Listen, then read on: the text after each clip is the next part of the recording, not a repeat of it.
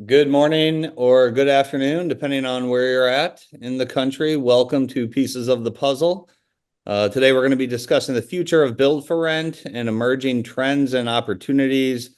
My name is Michael Finch. I'll be the moderator today with SVN SFRhub Marketplace, and we've got a great group of esteemed colleagues here with Southern Impression Homes, RCN Capital, and BH Properties.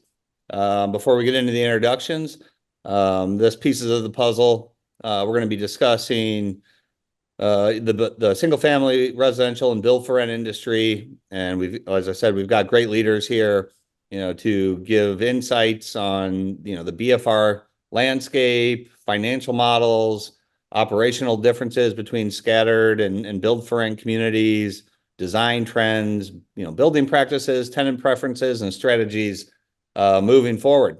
So for now, I'd like to start off with our introductions before we get into the discussion.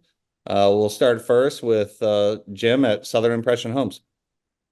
Thanks, Michael. My name is Jim Shields. I'm a partner at Southern Impression Homes. We've been in the build-to-rent niche for about a decade now, before the name was even build-to-rent. Build-to-rent, that wasn't even a term back when we started. None of us knew what that meant. But now what we do is we build in high-growth markets in Florida and Texas, work with a number of the family offices and institutions, both doing scattered lots and whole communities. Thank you, Jim. Next, we'll go to Chris at RCN. Chris Doran, Senior Vice President of Sales at RCN Capital. Been here about 10 years. Been in lending and financing longer than that. We won't put a date on it necessarily, but at RCN, we look at a lot of these projects too, and happy to talk to everybody in the audience there about what's happening in the SFR BFR space there, and how investors are really finding success in this market and where they're finding success in this market. Thank you, Chris. And lastly, we're going to go to Mark at BH Properties. Thanks, Michael. Afternoon. My name is Mark Carlos. I'm Area Vice President of our Build to Rent division on the eastern portion of the U.S., and I've been with BH for 9 years and working with all of our Build to Rent clients and on-site property team members. Happy to be here. Well, thank you guys all for joining. To kick things off, I'm going to give a few bullet points here on the industry, and we'll go around the table and kind of get everybody's comments and questions. But the first topic is just general data and trends that we're seeing in the build for rent space. To date, according to John Burns, we've seen about 2.5% year over year rent growth, which is great.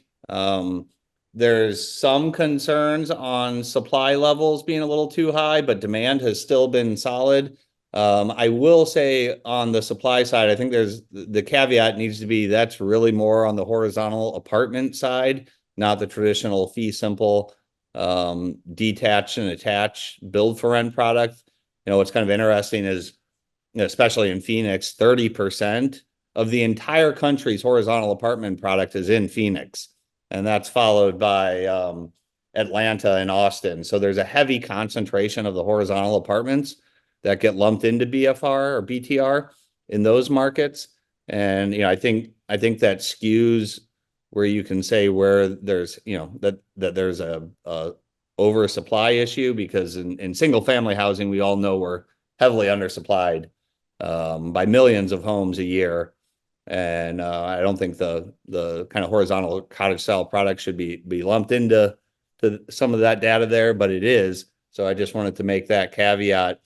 Otherwise, BFR communities around the country are, right around 94% occupancy. Single family rentals, the scattered sites are at 95% today. Cap rates, something that everybody is continuing to talk about in traditional and horizontal cottage style build for rent product. Cap rates are unfortunately still, current stabilized cap rates are still below where most buyers can get debt that satisfies the debt yield. So, I think everybody's hopeful that interest rates are going to be coming down, which will, pick up some of the activity. Construction debt has become more available. Equity remains tight, today, but there's a lot of money that's been raised on the sidelines in the last couple of years, and there's a lot of demand for build for rent. So I expect we're going to see, as the debt markets open, those equity markets will follow suit. And on some, kind of operational topics that we'll cover as well, the BFR annual turnover rates are kind of hovering around 35-36%. That is up from the high 20s a couple of years ago that a lot of the SFR REITs have supported. But I think that's also due to, today there's more build for rent communities that have actually been operating for several years, as opposed to a few years ago when everything was brand new. And turnover rate tends to be in that, 20% or less in the first 1 or 2 years. And then we start to see a pickup, but arguably well below the typical 45% that apartment markets and apartment buildings see. So from that, I'd like to just go around the table here on what type of, kind of market trends and growth statistics you all are seeing. We'll start with Jim. Yeah, thanks, Michael. It is good to see the construction financing freeing up. We were in a lucky position where about 2 years ago, as you know, we were partially acquired by Sumitomo Forestry. So we have no bank debt and they fund all of our builds. And I know builders in that same position it's a good place to be because the banks got pretty ridiculous with builders it was like every time you turned around, there were 15 more loan conditions. And that was a little tough on the builders. The overall that I'm seeing is we peaked in permits issued in about February of 2022. I actually did a talk this weekend on this, going over the Fed charts. And, when that happens, it takes about a year or two for that inventory to clear. And since that February of 2022, we have had such a just shockingly low amount of permits issued that about the beginning of this year, we saw a lot of what we called COVID inventory come on the market, right? We were all waiting for supplies and things to get approved, and it all came on the market, and everyone said, "Oh my gosh, we have a glut of inventory." And that was partially true because to work through it was going to take a little longer. The interesting thing that we're seeing, Michael, and I encourage people to look at the Fed charts for their own sake, but again, we peaked about February of 2022. And it takes about a year to 2 years to work through that inventory, which by what all the peoples are saying, I know John Burns has said this, we are in an interesting time right now where, yes, we're working through all this inventory that came on the market. But as we go through this going into Q4, holy cow, I can't believe we're getting even close to Q4 now, but into the beginning of Q1 2025, by just the permits issued, it looks like where everyone's saying we have an oversupply in Texas and Florida, where 2 markets we focus on, we have nothing coming behind it. And so it's going to be very interesting to see how that plays out. I see the guys shaking their heads because that's what we're all looking at. Of course, when all this comes on at once, there has to be, this time period to work through it. But after that comes before that, it's going to be an interesting time if rates drop like we've all been expecting and inventory levels go low, which at this time, that's what we're expecting. Yeah, that's a good point. And I'll just add real quick before we go to Chris and Mark on what they're seeing. But and this again is according to John Burns, but we are 18.6 million homes short from today out to 2033. We're 2.1 million homes short just for 2024. Of that 2.1, John Burns indicates that 1.4 million are needed for rent, not for sale. That's about 700,000 for sale. And if you look at, as Jim mentioned, permits that are scheduled to be pulled this year, 25, 26, and 27, we're barely breaking 1 million single family permits pulled by 2027, and we need 1.86 million homes built a year. So, I think that suggests a lot of opportunity moving forward. Chris, what are you seeing, just, kind of typical trends and growth stats before we really get into the financing options, which is going to be our next question? Yeah, I mean, from a trend perspective, I think Jim touched on it a little bit too, right? Market to market, really matters a lot here. We see a lot of activity, call it Arizona to Florida, and you also include the Sun Belt, states like the Carolinas and Tennessee, especially too. And that's been a, opportunity market for people to, use the BFR strategy there. But some of those places are also having unique challenges within those markets. If you're in and around the Austin market, that's a market that was overheated with activity and projects, and saw a little bit of a regression there just because of supply and demand issues. You had states like Florida too, which are being impacted by deals not penciling out because of the insurance factor. Insurance costs have been a bit of a catch there for some people too. But you see the opportunities expand to those other markets where there's such a demand for housing, particularly rental housing, right?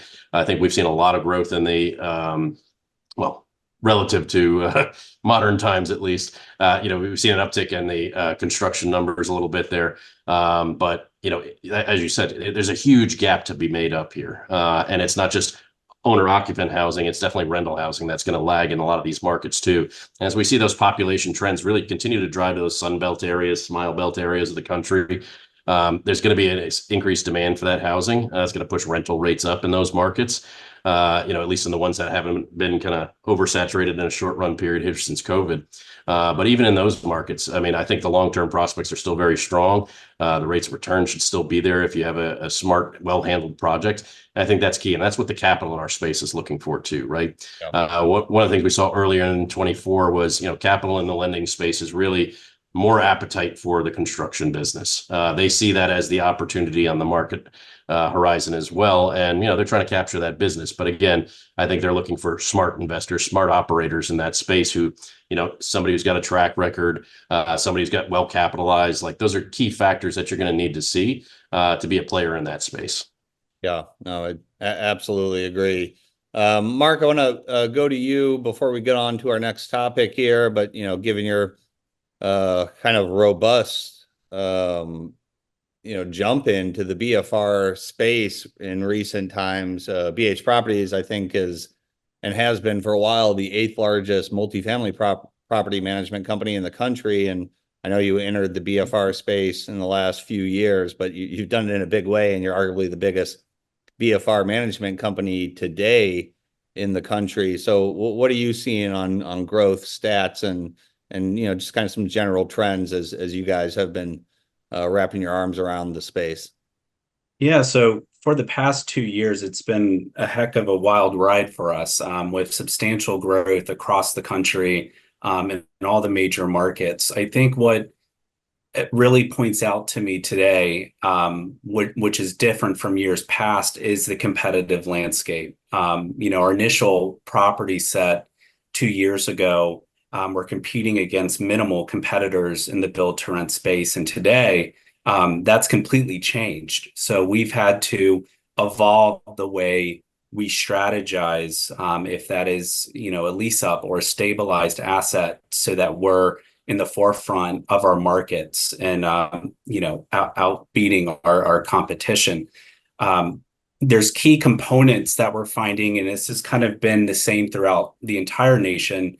That is the expectation of the build to rent space, right? So certain components like fenced yards, garages, large open concept layouts, that's generally been pretty consistent. But I would say what we're finding is the need for build to rent in our markets. It's definitely majority of our communities' occupancies are staying high, retention is high, which is great to see. But I'm curious to see how we're going to battle up against retail for sale communities neighboring our build to rents, as interest rates tend to go down in the near future. Yeah, no, I think you touched on a interesting point there. Because everybody's expecting interest rates to go down. I think most are, John Burns and Hunter Housing Economics. So they're all anticipating that home price appreciation should continue to stay slow, even with interest rates dropping, which, I hope is the case, because that will benefit the BFR space. But, even if prices go up, that should also benefit the BFR space, because we're at an affordability issue here.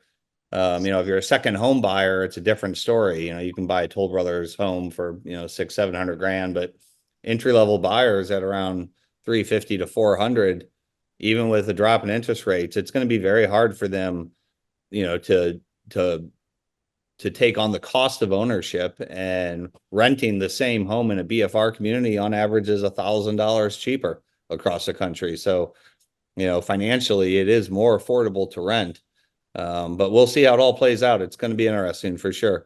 Moving on to the next topic, talking about financing BFRs, and we're going to start with Chris here to share some financing options and structures that support the growth of build for rent communities. But I do want to give Jim a chance to talk about some of the initiatives they've taken in Florida, and now that they're in Texas, moving into Texas, because they've got some creative structures as well. But Chris, what are you seeing, and where do you think things are going from a financing perspective in the build for rent space? Yeah, thanks. I think, as we mentioned, there's definitely more capital appetite in the space for these projects in the first place. And I think what you can expect from most primary lenders on these situations is, 70, 75% kind of leverage, and then some, creative pieces to get you up a little bit higher in your capital stack, whether that's some kind of preferred equity option or maybe some mezzanine financing to help fill a gap. And, as an operator there, you're maybe trying to get to like 85%, approach there on a cost basis, right? And I think, for investors, it's, running your numbers and making sure these things pencil out, and not being too optimistic about your numbers. Like, just be realistic about what the market has to offer. If you can work in a market where, it's kind of even a flat kind of growth perspective, that's going to be much more appealing to a lender to say, like, you can withstand different cycles of the market too in your performance going forward, which is also an attractive piece, right? Cash flow is going to be, so critical to the future success of these projects.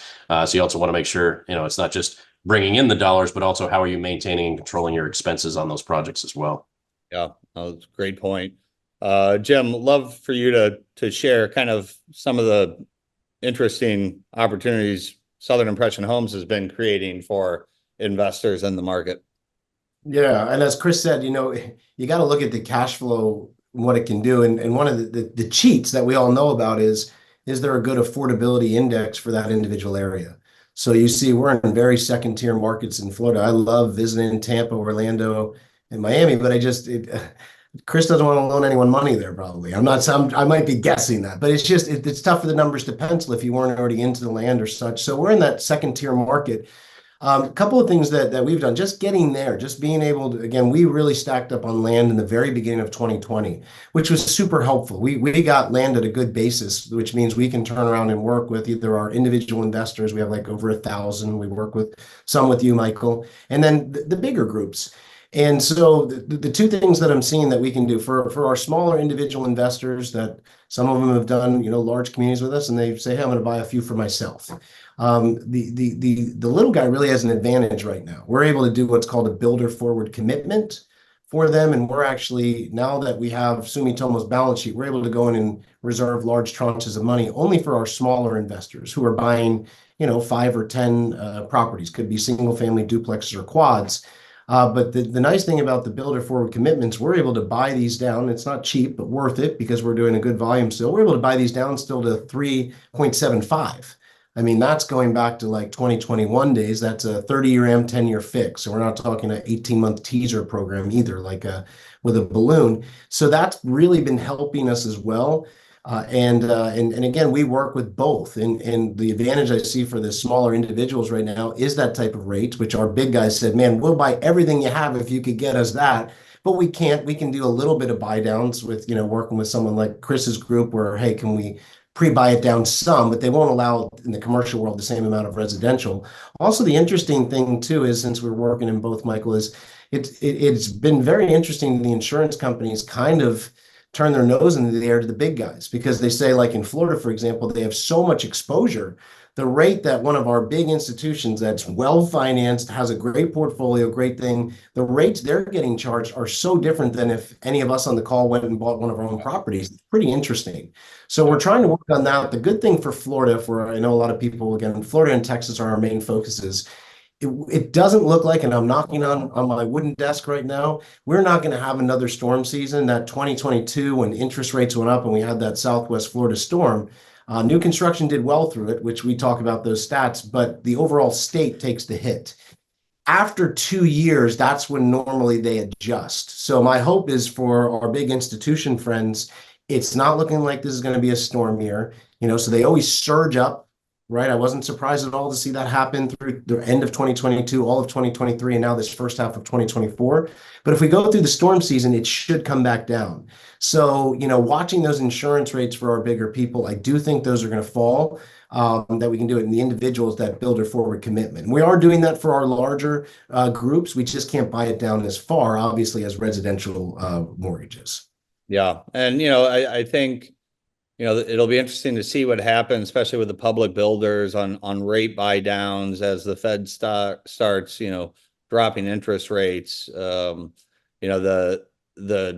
The sort of nominal percentage that John Burns and other economists believe will kind of level the playing field for everyone is getting to that 5.5% interest rate. So, that's still 140, 150 bips to go on rates before we hit that, what everybody is kind of calling the equilibrium that will make it appealing for home buyers to start buying again. And that will also probably limit builders buying down rates. So, really creating a kind of level playing field to see, what the appetite will be to buy homes and to rent homes in the future. So that'll be yet to be determined, but everybody indicates 5.5% is where they think it will go, and that it'll probably stay there for quite some time. So I think everybody needs to get out of their head that we're going to see 4% interest rates again anytime soon in home ownership. Moving on, we're going to talk about operational differences between standalone BFR communities and scattered assets, and really going to direct this to Mark and Jim. Mark, I know you guys aren't in the scattered asset class, so maybe you could really focus on what you see as the opportunities and advantages and differences between multifamily and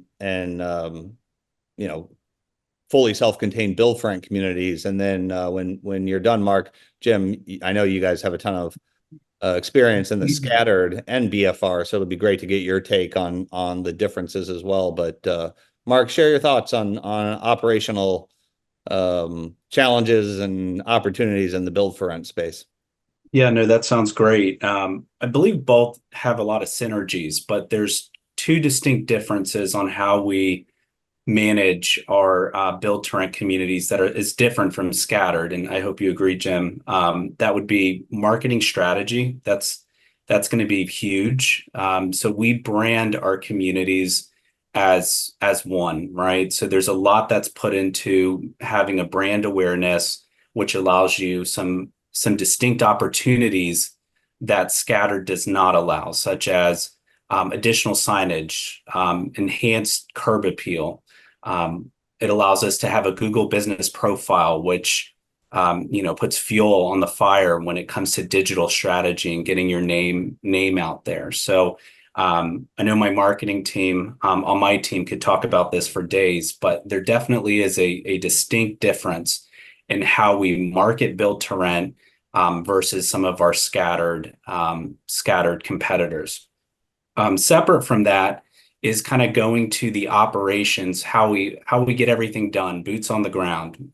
We call it our Mint experience, and that's kind of our secret sauce, our hybrid of on-site teams as well as our support teams that we lean on to get through lease up and to get through stabilization. So we definitely have an on-site presence. So with our build to rent communities, we have on-site maintenance, we have community managers, leasing consultants, resident experience specialists. So that just provides a different experience to our build to rent renters. That's just a little different from the scattered side. And Mark, before we let Jim give some thoughts on some of these differences. What do you see for anybody that's listening in that owns and operates multifamily, or those that are kind of on the fence? Do I buy a build for rent community or multifamily?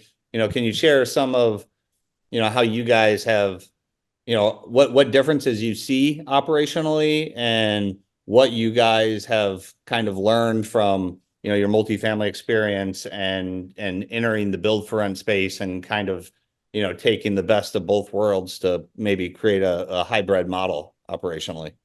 Yeah, so multifamily is part of my DNA. That's where I started, and been in the build to rent space now for 2+ wild years. But I would say that the biggest difference, there's a lot of similarities with multifamily management and build to rent. However, with the build to rent operation kind of lens, you have to take a very fluid approach to marketing spend, to strategies. You have to be able to react a little quicker to this ever evolving, right, segment of our industry. So usually what I mean by that is, most of the time on the multifamily side, you would have consistent spend on the marketing side with your top advertisers, if that's CoStar, Zillow, rent.com. But with build to rent, you really have to keep your finger on the pulse of how each marketing source is performing, the cost per lead, the cost per dollar, and being able to make a quick movement should you see interest start to decline in the future. Those are great points. Jim, Yeah. what are your thoughts, given that you've got experience in both for quite a while now? Yeah, Mark really hit the nail on the head. When you're in a BTR community, when you can have an on-site manager, a more focused marketing campaign, there's some real advantage to that. Also, there might be some newer amenities people are looking for in that BTR experience to live there. And that can be very advantageous, especially for our bigger people. In fact, and you know this, Michael, we've been going to IMN a lot together for years. I mean, years ago when Chris and I went to IMN, when you said scattered lots, oh my gosh, who are you? Go away. Like it was scattered lots as well. Like no one liked them. And even less than that was we always focused on residential real estate. So that was single family duplexes and quads. And duplexes and quads and a lot of the buy box didn't exist. They're like, no.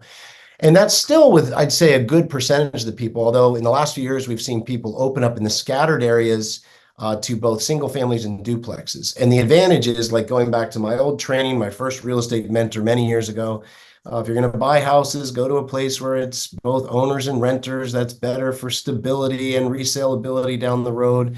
And so the scattered lot has its own plus to it, where if you're getting into these existing neighborhoods, yeah, you don't have that focused marketing or online person, but you could be in a very desirable area for people that want to live in this existing area with homeowners. Also, for duplexes, like we've put in, duplexes really cut down to the base affordability, where you don't want to necessarily go into an apartment, but you're in a single family home neighborhood in a duplex. That affordability really comes into play. You feel like you're of your own home, but you're getting in at a way better rent amount that someone can afford. And that's something we've always looked at, is we have done things with amenities for some of our bigger groups, but we really try to go base level, especially in the scattered lots. And so the exit strategy obviously is very different, but I've seen for my own self and Chris, when we did bulk foreclosures and sold, when you're in these scattered areas, if it's an area with a predominantly high home ownership,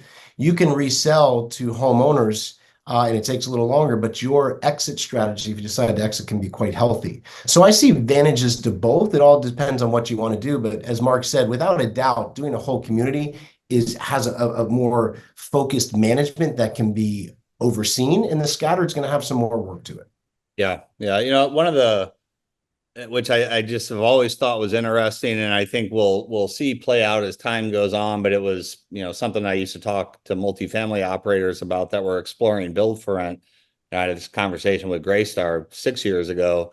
But if you're already an institutional or large operator of multifamily, finding a build for rent community both from an operational perspective and a property management perspective, is it gives you a pretty unique opportunity to offer your tenants, flexibility, because, if a multifamily tenant's moving out of a 2-bedroom unit because, they're having a kid or they want to get a dog and have a backyard, if you have somewhere to assist them moving, you're controlling the tenure of your tenants. And if you're doing a good job, in either category, build for rent or multifamily, and maybe somebody wants to move out of a build for rent to downsize and they like your management, now you have an opportunity in your market, if you're operating both, to kind of maintain the life cycle of the tenant a little longer than you typically would.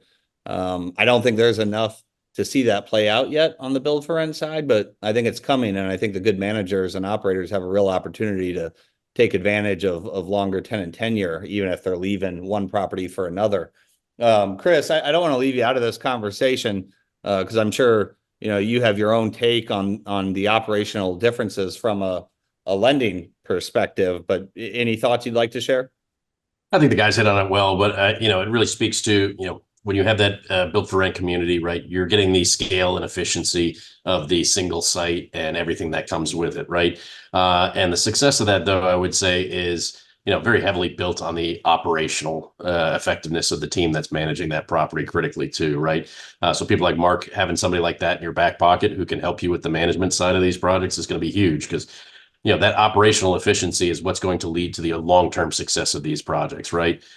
We've all seen projects that have failed for different reasons, whether it's, this type of thing or even condo associations, things like that too, right? And a lot of that goes to mismanagement of funds or, poor cash flow management and things like that, retention rates on your leases, et cetera.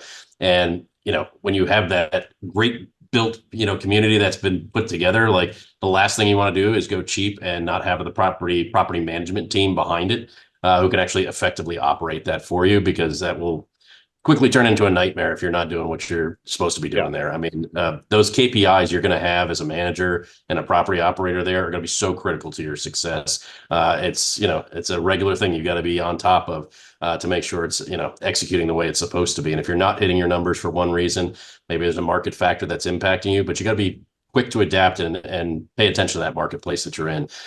Because if you're not aware of what's going on in your marketplace, you might be the one who's the hard lesson that everybody else has to watch, Yeah. Do you as a lender have any different guidelines when you're looking at multifamily compared to build for rent or scattered, like is the debt service coverage different? One of the things that you're considering there is a concentration risk to it, right? So when you talk build for rent community, that's obviously the eggs are in the basket, right? When you have scattered assets and things like that, you can get a little bit more diversification in any given market. So even if you're in a larger market, your point about, retaining tenants, like, hey, we're looking to upgrade. Hey, I actually have a nice place for you over in this side of town. It's a better school district. It's this, it's that, whatever, right? Like you might have a little bit more variety to what you can offer a potential tenant base. But you also get that diversification of the market a little bit more too, right? So on a single asset, scattered assets and things like that, as a lender, you can feel a little bit better about the diversity in some of those portfolios that you might have. But again, when we're looking at the build for rent stuff, so much of that is really, track record and, cash reserves, things like that, right? That are going to make it a very strong and appealing investor, right? Because these are bigger projects too, right? They're going to take time to get on, right? Yeah. Somebody wants to build a single family home. Heck, you can do it in about 6 months in a lot of places, right? These projects are going to be a little bit more time intensive to get them up operational and cash flowing. So you need people who can weather that storm to get to that point, and have, financing partner who's, going to help you get there too. Yeah, no, I think that's a good point on timing. Obviously, a single family home that you can construct and CO in 6 months, and lease to one tenant is great. I think there's a lot of advantages, especially when it comes to non-performing capital and build for rent communities when you're buying them at CO, unlike multifamily, where if you build, 180 apartment units, typically it's all CO'd at once if it's in one building, or maybe it can be phased by 2 or 3 different buildings.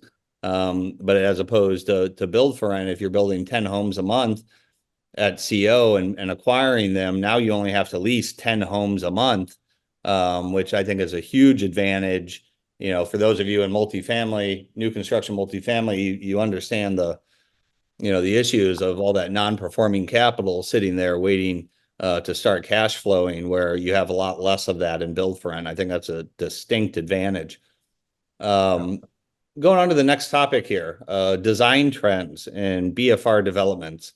I want to get all your thoughts again here, but Mark, why don't we start with you from a property management perspective when you're, kind of working upstream with clients that are looking to acquire at CO, but maybe they've got 12 months before that home's going to be built, and you're kind of getting in on the onboarding to share thoughts on where you think it'll be operating in 12 months, but more specifically, if the buyer and the builder are working well together and they can optimize the community, from both an interior and community perspective, what kind of advice are you giving, and what sort of design trends are you seeing sort of take form in build for rent? Yeah, we've had the opportunity to partner with our build to rent clients and their respective developers on a daily basis, and trying to get that conversation started as early as possible, right? Kind of alluded to this earlier. I think where we really hone in on the details is the competitive landscape of said deal. We want to look at what amenities do the competitors, what are they offering? If 4 out of the 5 competitors have a swimming pool, and we can activate some unused space within the community to make that, check the box on the amenity list, that may be in the client's best interest to consider that. When we're looking at fenced yards, 2 years ago, our original set of build to rent communities did not offer fenced yards. However, today, if 4 out of those 5 competitors have fenced yards, it may be of the best interest to consider that. And there's ways that we can incorporate the cost and make sure you're capturing ROI, if that's an amenity fee, etc. But it's so important to consider the market, what the comps are doing when looking into the bells and whistles of your development.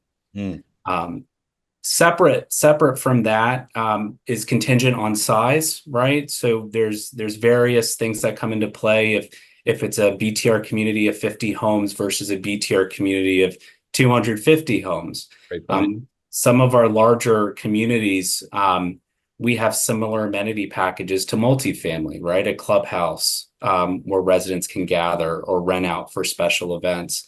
On the smaller size, we more focus on the in-home features. So that fenced yard, that double car driveway, that large walk-in kitchen pantry. So really is contingent on various factors such as size, build type, etc. Great. Well, thank you.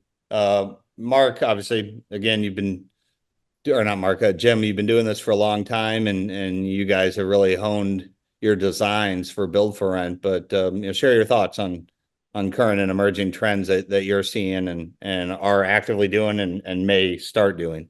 Yeah, and Mark hit on it well. I want to reiterate, of everything that we do, like for a BTR single family home, it would have no problem selling to a retail buyer now with a lot of desire.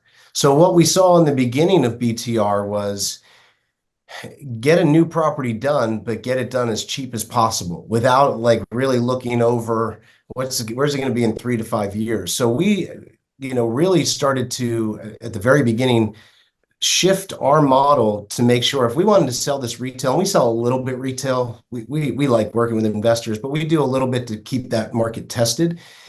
We do, what would be called upgrades. Most things we're just automatically doing, from granite countertops to stainless steel appliances to tile instead of shower kits.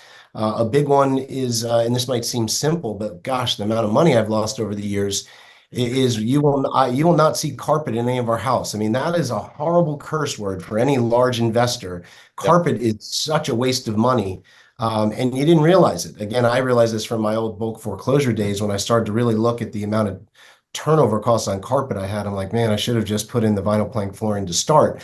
So those are things that we do for our investor, whether they're our larger groups or the individuals.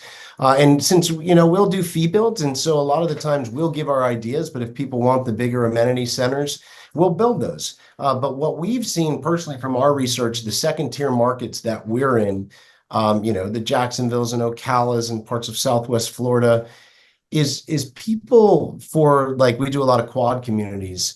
We're really cutting down on the amenities and going for the affordability factor. We're going to make it nice. There's going to be good common grounds. It's a good area, but we're not doing the giant clubhouse. We're not doing the gym. We're not, because we know there's a big niche for that out there and it's being served.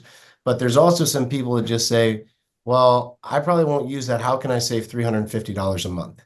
And so we look at it both ways. But for the single families, definitely, we will try to give more upgrades than most people do. And we saw that really helped stand out from certain areas with our competition, and helped with turnover costs. And if they decide to sell down the road, the resellability is automatically better. And then, for some of our communities, we'll do what we're asked and give our opinion. But one of our favorite things to do, like with quad communities, is actually do less and go purely off of, hey, it's new, it's in a good area, and it's more affordable. And that's kind of the niche that we've taken on some of our projects. Well, thank you. Thank you for sharing. I think for everybody listening in, there's some good stats, and John Burns has done a great job of surveying tenants in build for rent communities to really find out, the question, for years has been, do you need a pool and clubhouse? And, what is important to the tenants? And we're finally starting to get answers to that from, the last couple of years of having stabilized communities around the country. But what's important to note, the number one want from a tenant in a build for rent community, above all else by 75%. The next one down is 51%, but on-site maintenance and responsive maintenance. They want their maintenance requests taken care of within 24 hours, and that is the number one tenant need and request. I think it's certainly something everybody needs to note, because that's how you maintain and retain your tenants and your tenant tenure. Playgrounds and parks is next, followed by picnic areas, pet parks, barbecue areas. Pool doesn't enter until number 8 on the list at 29%. And I think Mark made a good point. That's really dependent on, the market and the size of the community, because, a clubhouse, a pool, and a fitness center, which aren't as high on these tenant requests and tenant likes as a lot used to think, they're operationally an expense heavy item. And, depending on the market, it seems that they're not high on the list compared to, responsive maintenance operations and outdoor areas, and of course, areas for their pets. So, we're still learning a lot around all of these, operational and design trends, but it seems like a lot of the numbers are coming in, and they're very helpful to see what the tenants want to create, sustainable communities. Now, getting into sustainable. The next topic is on sustainable building practices, which, Jim, I know you guys have incorporated, and please share your thoughts on what you're seeing as sustainable building practices today, that you're finding successful. And then, Mark, we'll go to you, and then I'd like to hear from Chris as well on how that affects the lending process when dealing with sustainable building practices. Yeah, we're really more just on the beginning edges of sustainable. It's just become more popular from what we've seen in like the last year and a half. So it's something that we're still going more into. I can tell you, everyone has asked us in Florida, are you doing solar? And we haven't been able to make the numbers work yet. So I don't know if Mark is having more luck with that, but we're just not. It just hasn't panned out yet. So the sustainable, honestly, is something we've started to do some things, And normally it's per request of some of our bigger fee builds that people want to individually try. But honestly, Michael, we're more in the testing grounds, just like we all were with the larger clubhouses and that. I don't have too much definitive clarity on that yet, because I think it has really just more come online for us within the last 2 years. Yeah. And it's something that we're still testing. I think everyone is, at least that I've talked to. Yeah. Mark, what are you seeing? I'm sure some of your communities are incorporating solar or smart home tech. Any thoughts around sustainable building practices? Yeah, so from my operations lens, separate kind of from building materials, etc. We are 100% smart tech at every single one of our communities. That varies depending on the provider, but generally speaking, our standard package is going to be smart locks, smart thermostats, and leak detectors as well. So we can focus on keeping our assets of value and quickly repairing any issues on site. But solar is a huge topic out there, and we have to date one community with solar panels. So maybe this time next year I can tell you a little bit more about it. But yeah, it seems like a great option out there, and I'm hoping we're going to see that more and more as a need.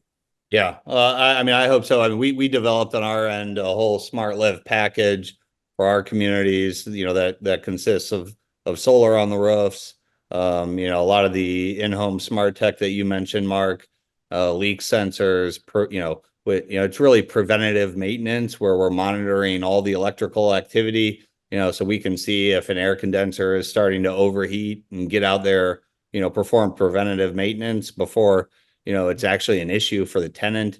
So, and the solar is a pretty significant reduction in the monthly utility expenses for the tenant, and also some additional revenue for the operator. So, we're finalizing our solar installation on our first project right now. So we're excited to see how that's all going to play out. Chris, how does that affect your end of the deal? Does it help? Or smart home tech, solar, and/or some of the modular homes, if you've lent on any of those communities. I mean, how are you guys looking at it from a lending perspective? Yeah, I think the small scale stuff, like you said, smart tech and the thermostats, keyless entry, things like that, like those are all fine. And again, I think those are nice features that make it a more attractive and viable community in and of itself. When we're talking more, cutting edge, larger scale kind of infrastructure things, though, the lending space is always going to be a little bit slow to judge those things, right? Anytime something's a new technology, a new thing that's hitting the market or whatever, we don't know exactly how things are going to perform. You always have an expectation of performance, right? But you don't know if that once in 100-year storm is going to come and suddenly that feature that you thought was going to be a great value add for your project suddenly doesn't survive that, and it becomes a cumbersome burden for you in some regards, right? So like we'll see that in like things like the modular space, especially where atypical construction type is always going to be a little bit more of a conservative, cautious approach. I think you can expect that. But things like solar, we've certainly financed deals with solar. That's been a much more widely accepted, kind of sustainability project that will add value to a home potentially if your, numbers shake out that way. I put solar on my own home because it made sense for me, right? Yeah. And I think you have to look for those opportunities too, to not only have, cost reductive measures, but I think to your point, Michael, having something where you can get ahead of a potential problem. You can see something on the horizon, particularly from a management perspective of a property. That's huge, right? Think of the cost savings of going in and doing a little maintenance on something like a condensing unit versus having to deal with, oh, this thing sprung a leak. And now it's not just the unit I have to worry about. There's a bunch of water damage that creates other problems and things like that too, right? Yeah. So I think, having that feedback as an owner operator to know what's going on in my properties and how I can better serve my community needs. That also goes to your point about, on-site property management and maintenance services being such a big deal, right? Like I think a lot of people are just looking for what they didn't have at their previous place where they were residing, right? And if you can provide them good quality services and maintenance and a clean running unit that is not going to, constantly be under repair and have issues and things like that, that's just job one for any tenant landlord situation that somebody's going to be looking at. Like, this is where I want to stay because they take care of everything, and I know everything's cared for. I know that everything's going to be maintained. I think that's the first thing that kind of comes to everybody's mind, because if we look at the hierarchy of needs, shelter's right there, right? That's a big thing for us. We need those things taken care of, but then you can start to branch out from that. And, you talk about the other amenities and things that might go to a project, like walking trails or things like that. Yeah, if I lived in a more urban market, maybe where that's not like something I can get, that makes it a lot better fit for the community I'm building potentially, because I can't get it anywhere else. There's not a park nearby. There's not, those recreational activities I can do otherwise. But from a lender perspective, again, it has to make sense, right? You got to put your numbers together. We have to be able to see that, work out for you. And when that plan comes together, it's awesome, right? The build growth potential of that community, the long-term returns you can see on a project like that are just, significant. And, the goal is, though, to make those returns sustainable as well. So you can do that, again, operationally by, putting in those savings measures for yourself and just kind of eyes on what you're operating with in the first place. But from a lender perspective, yeah, the more new age technology kind of stuff, the bigger the project is that you're talking about adding on to a development, the more we might be taking a little bit more of a conservative approach in some of those views, because it just hasn't stood the test of time just yet, right? Yeah. And for capital, they're always going to want to see that sustainability come with that test of time first. Yeah. Well, I mean, aside from getting into politics of whether people believe or not in climate change, I'm hopeful that pushing forward with sustainable building practices just becomes the norm. And it doesn't have to be, this whole ESG thing or, tax credits or whatever. To me, it just seems like, if we're building better, healthier communities, that is overall better and healthier for everyone. And, Mother Nature will always do its thing. She'll shatter our dreams and test our resilience. And we can't worry about it until it happens. I think the good example there is something like asbestos, right? Yeah. 100 years ago, hey, what a great thing. This is going to solve all of our problems. And then Yeah. not so much, right?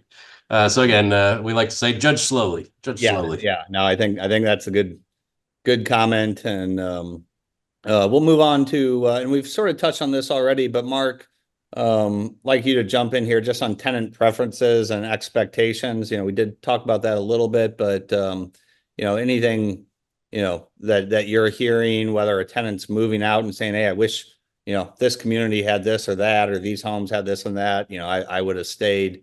Do you have any thoughts on, what your tenants are saying from a preference and expectation?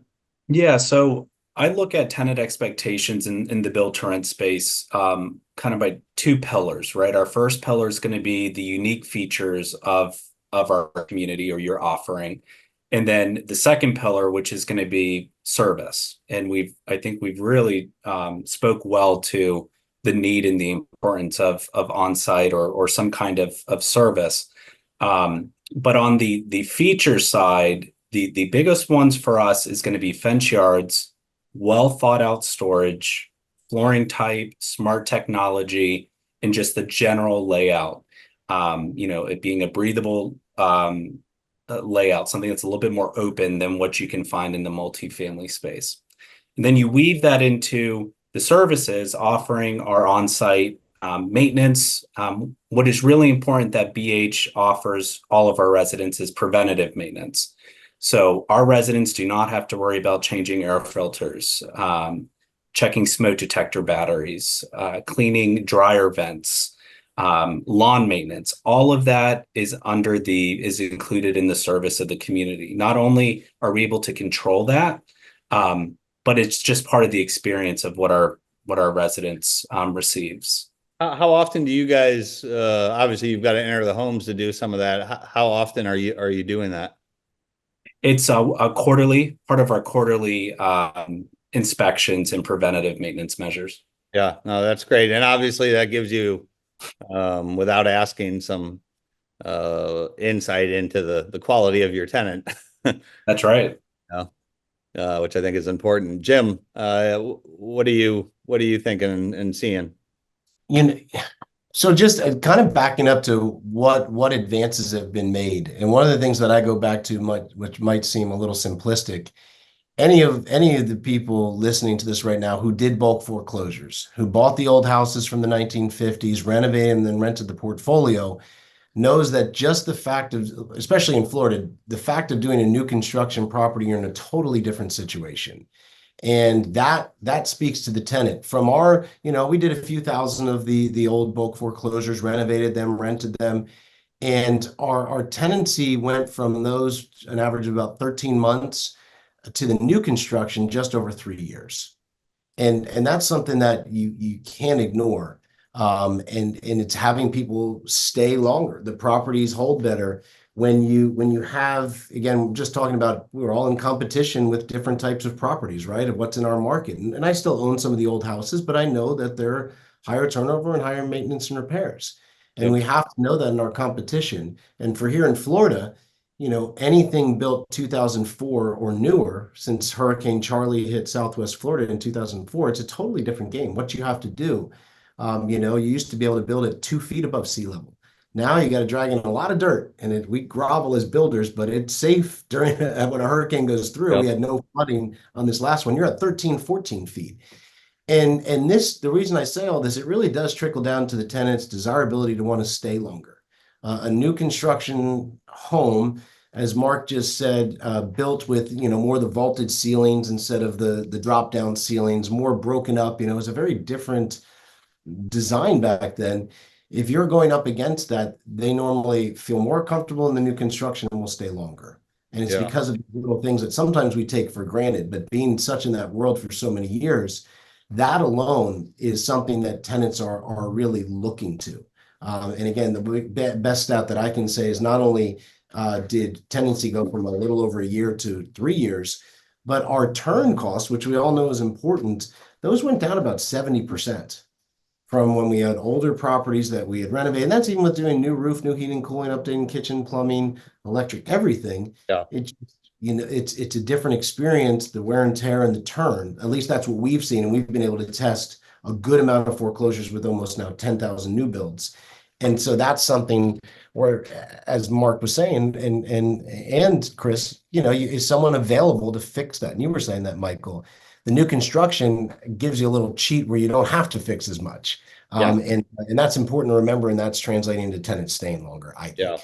Yeah, no, you're 100% correct. And I should have mentioned at the top of the conversation, I am filling in for our director of build for rent design and optimization, Audrey Carlson. I know she's a big fan, and has always given her insights when we're working with developers on, increasing storage throughout the homes, fenced backyards, doggy doors, home office, and closed off workspaces, now that we have a work from home environment. But she's an architect by education, so she really works with the builders closely on creating just functional floor plans as well, knowing what the tenants want to, how they want the homes to flow, and she's got a great eye for that stuff. And so hopefully I'm doing her justice on this webinar, since I'm filling in for her because she is going to Italy for vacation today, so she couldn't join us all. But she's got a great eye for creating build for rent developments, which leaves us to our last comment. We got a couple minutes left here, so we'll just go around the clock here on strategies for creating a vibrant, cohesive community within build for rent projects to enhance tenant satisfaction and retention. So we'll start with Jim. Share a couple quick thoughts. I know we've talked about a lot of this, but I guess we leave this as our kind of leaving remarks. Yeah, I would say 3 things that I would look for is cheat and see where the heaviest population growth patterns are going. That's always a nice position to be in.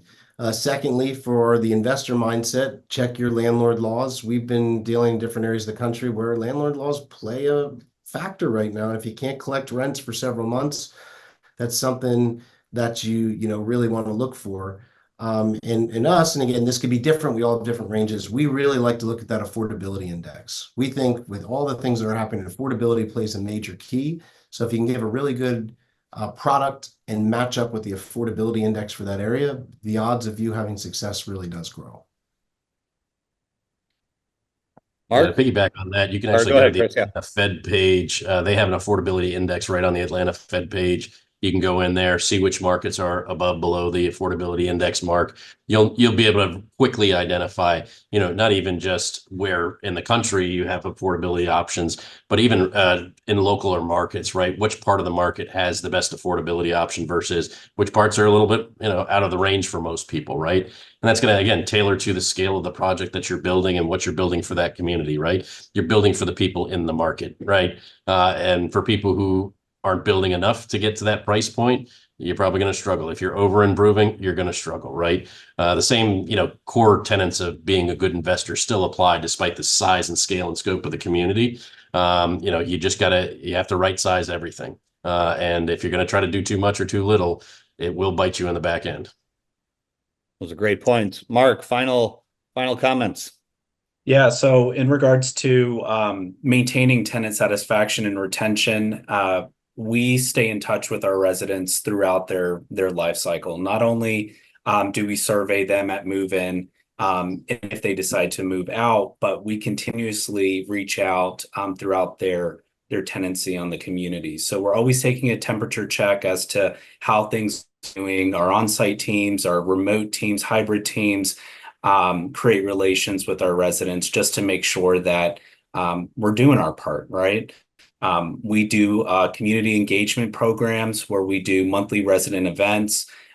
We do all sorts of things in regards to strengthening the relationships with our community and the schools, with the PTAs. So it's really not much different from what we used to do on the multifamily side, just really aiming to grow our community within the larger neighborhood that we reside in. Well, yeah, proactive sounds like the key. Well, everyone, really appreciate everybody's time today. Panelists, thank you for joining.